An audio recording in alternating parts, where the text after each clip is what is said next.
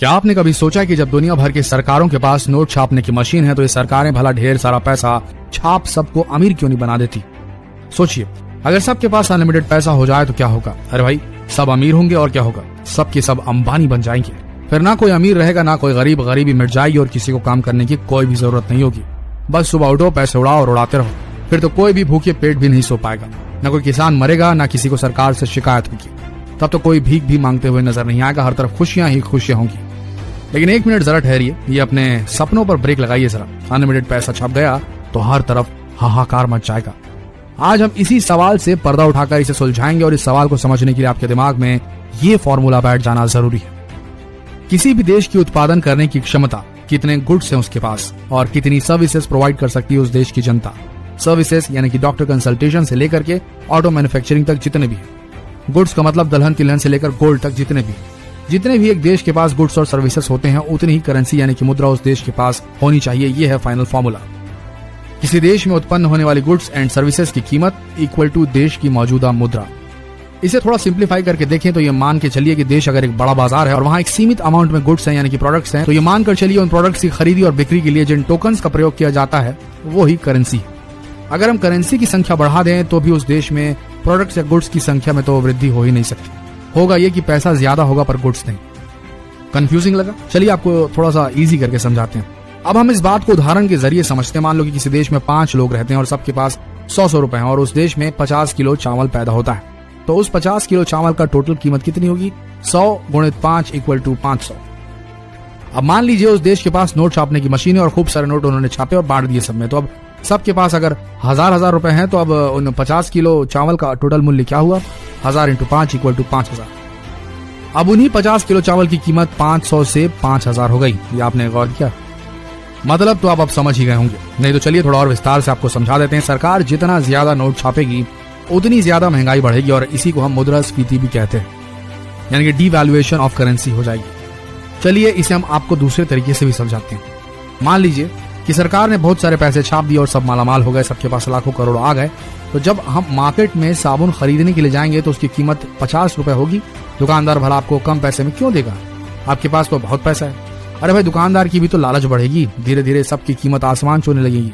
साबुन से लेकर हर चीज के दाम जो है वो आसमान पर रहेंगे। कच्चे माल से लेकर तैयार माल तक सभी वस्तुएं मिलेंगी, लेकिन दाम थोड़े ज्यादा हो जाएंगे।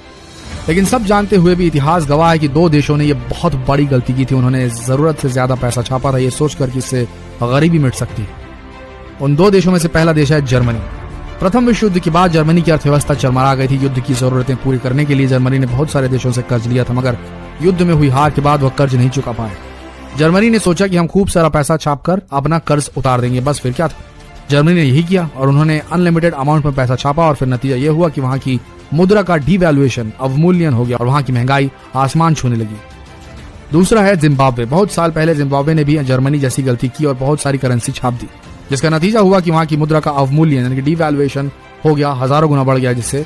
और अब लोगों को ब्रेड और अंडे जैसी बेसिक चीजें खरीदने के लिए भी बैग भरकर पैसे देने पड़ते हैं, क्योंकि करेंसी ज्यादा छापने से वहां की करेंसी का डीवैल्यूएशन हो गया है, अवमूल्यन हो गया है। इतना हो गया है कि एक US डॉलर की कीमत 25 मिलियन जिम्बाब्वे डॉलर के बराबर हो गई है। इतिहास में इस घटना को जिम्बाब्वे की अति मुद्रास्फीति के नाम से जाना जाता है। तो दोस्तों, क्या आप समझ गए कि आप जितने नोट छापेंगे उतने ही आपको महंगाई का सामना करना पड़ेगा और ऐसा करने से उस देश का आसमान छूता हुआ स्टॉक मार्केट भी जमीन पर आ जाएगा। करेंसी नोट जो हम यूज करते हैं उनकी अपनी कोई कीमत नहीं होती, उनकी सिर्फ एक्सचेंज वैल्यू होती है कि कितने सामान के बदले आप उस नोट को देते हैं, और इसलिए इसे लीगल टेंडर भी कहा जाता है। जैसा आप कानून द्वारा ऑथराइज्ड हैं कि आप किसी भी गुड्स या सर्विसेज के बदले उस नोट को एक्सचेंज कर सकते हैं। किसी भी देश में कितनी करेंसी प्रिंट करनी है ये तो खुद देश की सेंट्रल बैंक, उस देश की GDP, राजकोषीय घनत्व, विकास दर जैसे कई कारकों को ध्यान में रखकर तैयार किया जाता है। इस तरह से अनलिमिटेड पैसा नहीं छापा जा सकता। भारत में RBI तय करती है कि कब और कितनी करेंसी प्रिंट करनी है।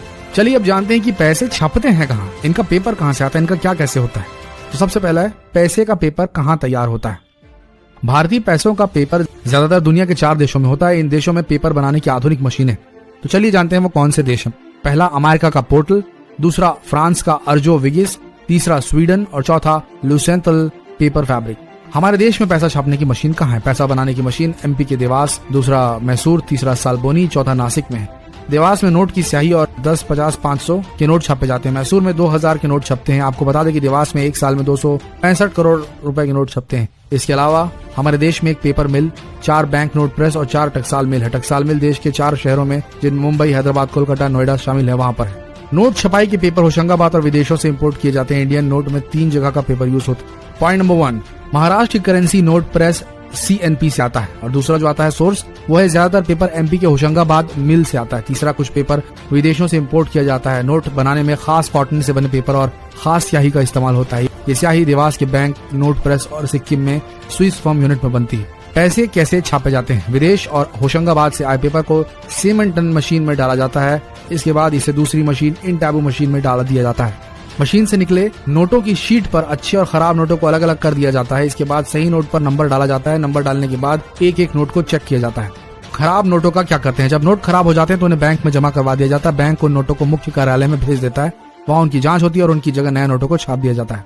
पैसे हम तक कैसे पहुँचते हैं? इंडियन रिजर्व बैंक के देश में 18 ऑफिस हैं। अहमदाबाद, बेंगलुरु, बेलापुर, चेन्नई, चंडीगढ़, भोपाल, जयपुर, हैदराबाद, गुवाहाटी, कोलकाता, कानपुर, जम्मू, मुंबई, नागपुर, पटना, तिरुवनंतपुरम, भुवनेश्वर, लखनऊ।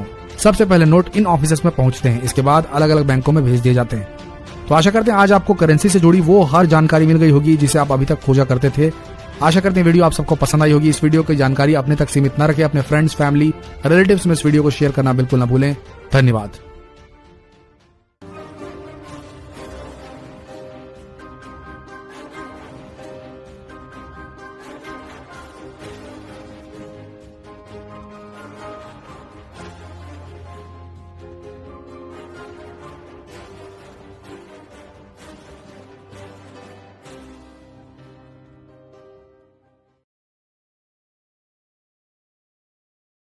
Share chat.